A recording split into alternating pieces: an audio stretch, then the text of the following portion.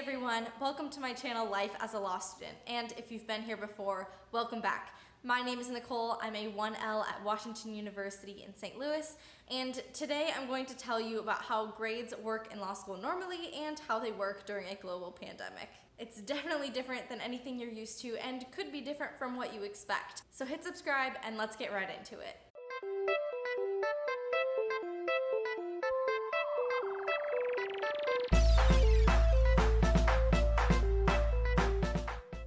If you followed my channel for a while, you know that I've talked about grades before and how they differ from college or high school or even elementary school grading. Let's do a quick recap to catch you all up. Let's be honest, in high school, you pretty much just have to do the work and you're gonna get an A. It's definitely more than showing up like it is in elementary school, but as long as you do your reading, turn in your paper, study for the test, you're gonna do fine for the most part unless there's outside circumstances that mean that you can't actually finish all of your work. In college, as most of my viewers know, you're expected to do a little bit more. You might not get straight A's all the time if you were a straight A student before, and while the work is still doable, it takes up so much more of your time, so time management becomes a much bigger determining factor in what your overall grades are. But in college, your grades are really important because if you're not going to law school, they often determine the job that you get, unless you know somebody, which I didn't. And if you're applying to graduate school, including law school, your grades are one of the biggest factors that admissions teams will take into consideration when they're looking at your application. Yes, they look at your personal statement. Yes, they look at your LSAT score. Yes, they look at your resume. But if your track record of grades is below the par of the students that they typically admit, you're gonna have some explaining to do. So your best bet is kind of to work your butt off in college. I know that for a lot of you, it's way easier said than done. In college, I was definitely challenged and I wanted that because I hadn't really found it up until that point.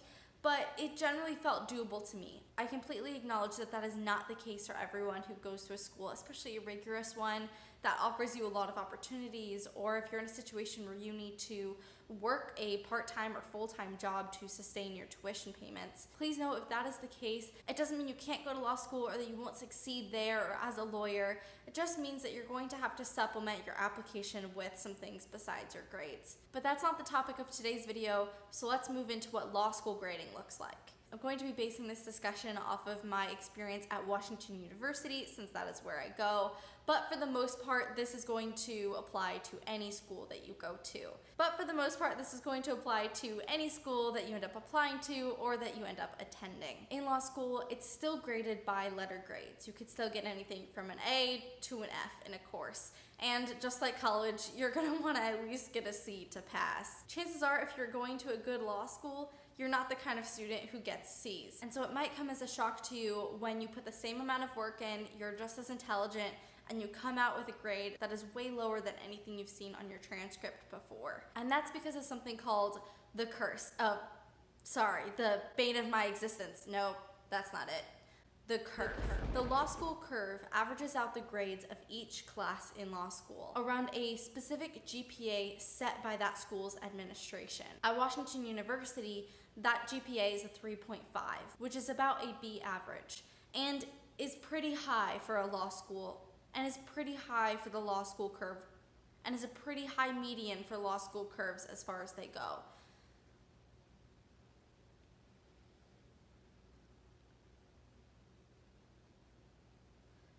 Now, if you're going to law school, that means you probably did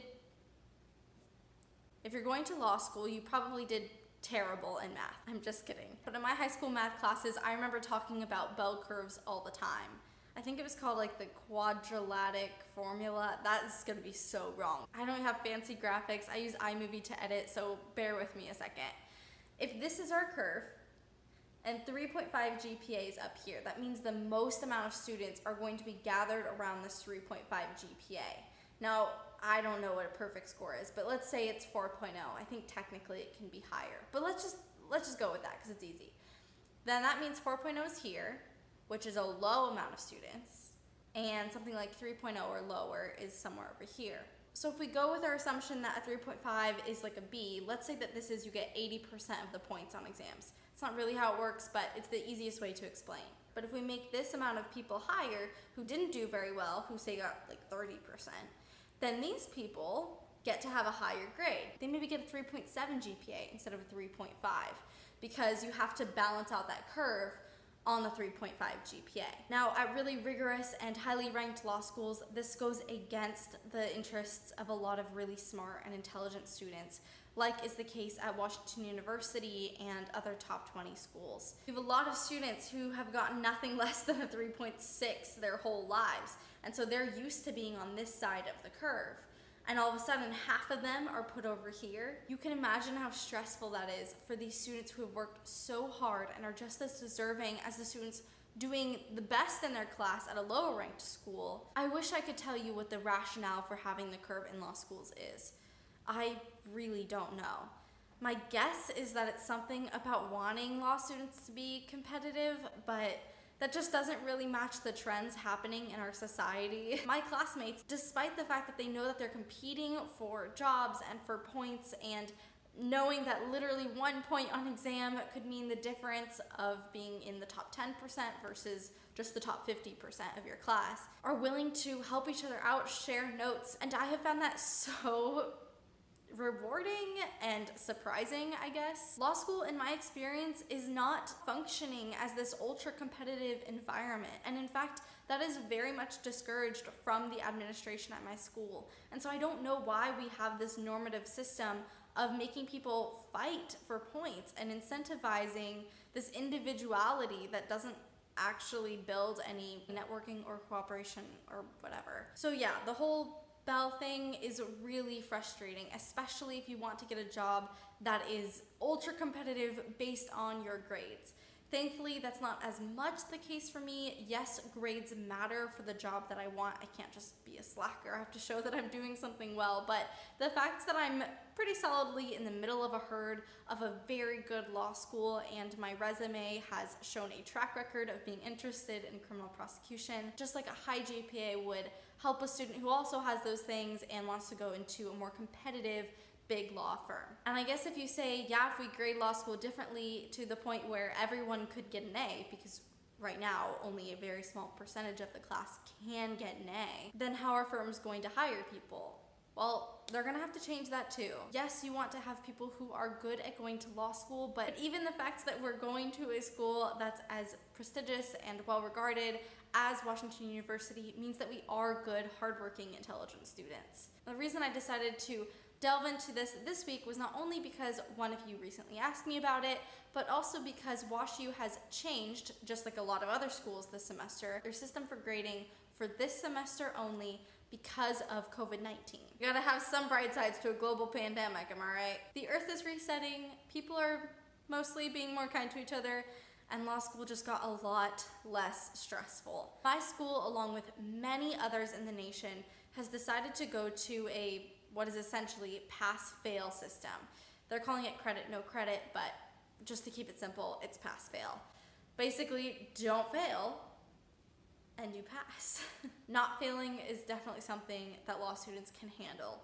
Even when we have family members who are sick, maybe we get sick ourselves, we go a little insane from social distancing, and we try to figure out if we need to stay in the area or move back home. I'm really grateful to be in a position where this decision could only help me and not necessarily hurt me. I know that for a lot of my classmates who were really counting on the second semester's worth of grades to boost their GPAs for those really competitive jobs, this is not something that they're really happy about. But overall, I'm confident that this was the right decision for WashU and that it's the right decision for other law schools in the country. For myself, I am hoping and praying that I can stay motivated, knowing that what is expected of me is so much lower than is normally the case. But mostly, I'm just grateful for the break because honestly, I was having a really hard time. Words of affirmation is definitely my love language, and it goes the other way too, in that a critical word, score, or grade really can tear me down. And even the anticipation of one because I don't understand a particular subject material or I find the class to just be challenging or even boring can be just as harmful to my own mental and even physical health. As far as I know and can guess, all the law schools will revert back to the regular grading system next semester with the curve and all of the stresses that come along with it. But I really do hope that the intense amount of thought, study, research, and collaboration that has gone into developing this new system out of care for students, communities, and professors alike will carry on and have long-lasting effects in the way that not only law school is graded, but that education as a whole works and tries to support students not only in their learning, but in their well-being as well. I'm not advocating that all of law school goes to pass-fail, but I do think it's high time that the powers that be rethink how they evaluate law students and whether that's actually an effective method for teaching, motivation, and developing long-lasting success in those students. What do you guys think about the curve and the current move to pass-fail? And how are you doing in the midst of your social distancing? Let me know in the comments below. Know that I'm here for you, praying for you, and thinking about you every day. If you liked this video, hit that thumbs up button, and if you didn't like this video, hit the thumbs down. That's okay. I want to know what you actually thought about this video and the content that I produce. There's no point in me doing this if you don't find it helpful. So give me that honest feedback. I know I just talked about how critical feedback can tear me down, but I promise I can take it, and I'm asking for it.